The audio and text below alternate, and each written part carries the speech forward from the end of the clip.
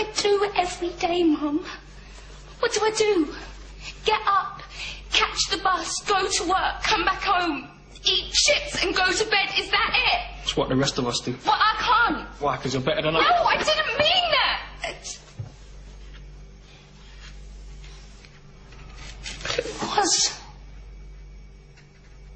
It was a better life. And I don't mean all the travelling and seeing aliens and spaceships and things. That don't matter. The doctor showed me a better way of living your life. You know he showed you too. That you don't just give up. You don't just let things happen. You make a stand. You say no. You have the guts to do what's right when everyone else just runs away. This is today's flat Earth. The fact that we live in the cutting edge of human evolution. The cutting edge of how far humanity has come. Turning a planet of enormous beauty into a shithole ain't the cutting edge of human evolution.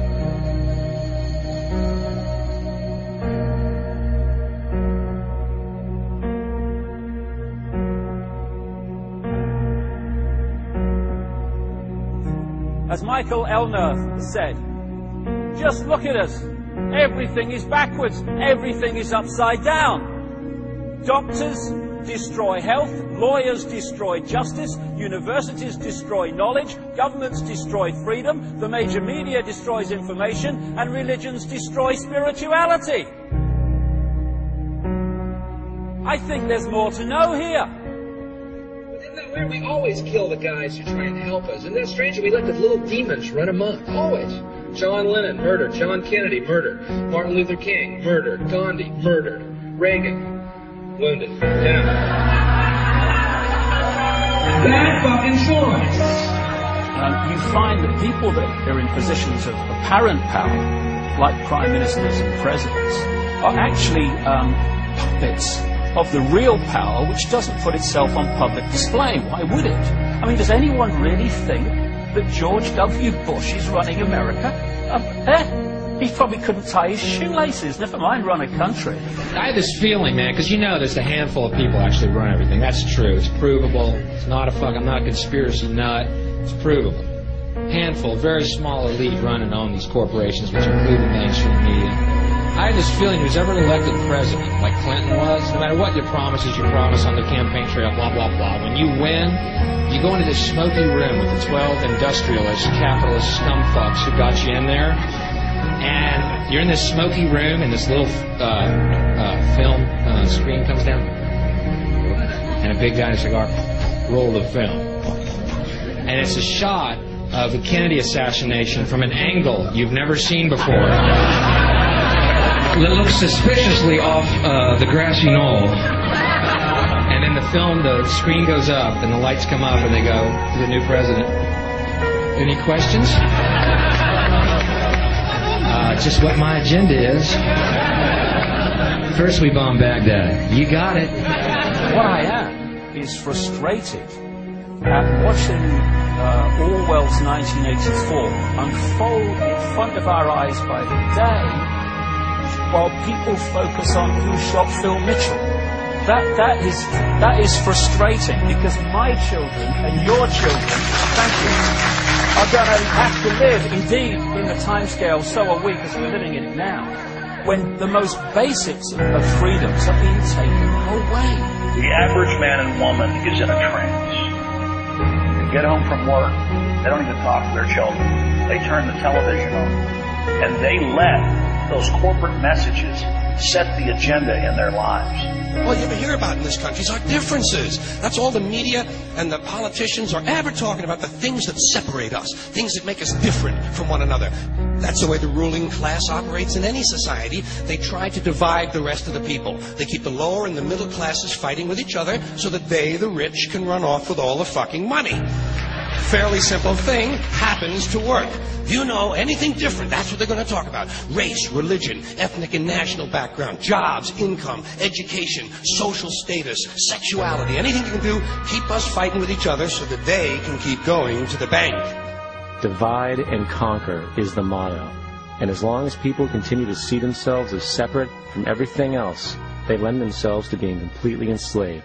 We've all seen vast herds or flocks of sheep controlled by a sheepdog and an authority figure called a shepherd.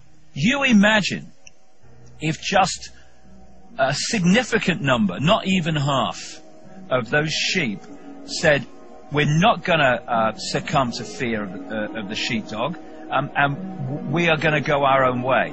And those sheep start going in their own way, they start expressing their uniqueness, and they stop acquiescing with the authority figure and succumbing to fear.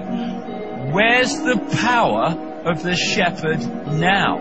Where's the power of the sheepdog now? They have no power except in acquiescence by the mass of the sheep to the perceived power that they have. We need to start seeing humanity in these terms very, very quickly. I see these ants do great things.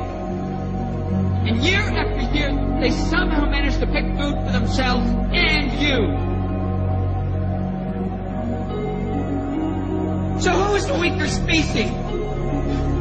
Ants don't serve grasshoppers. It's you who need us.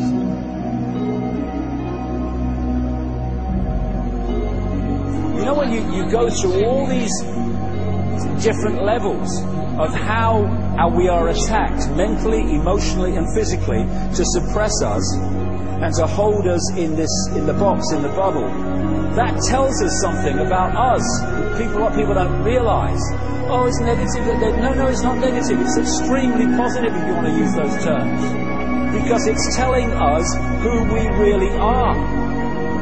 The level of suppression on multi-levels, in multi-ways, that they've had to go to and continue to go to hold us in servitude shows the potential of genius and magnificence that we really are. And that's our natural state. This is the difference between the power of our Creator and anything else, particularly evil. That you can go into a pitch black room full of evil, full of darkness, and light a little candle, and instantly that darkness flees. But you can't do the opposite. You can't go into a well-lit room full of truth and wisdom and righteousness and joy and health and harmony with the universal power. You can't take any amount of darkness and go into that well-lit room and have any effect whatsoever. That is the metaphor which I frequently think of when I think that I'm not empowered. It is the greatest lesson for me, and I think for everybody else, to know that we're on the winning side and that we're winning. Today, a young man on acid realized that all matter is merely energy condensed to a slow vibration, that we are all one consciousness experiencing itself subjectively. There is no such thing as death. Life is only a dream, and we are the imagination of ourselves. Here's Tom with the weather.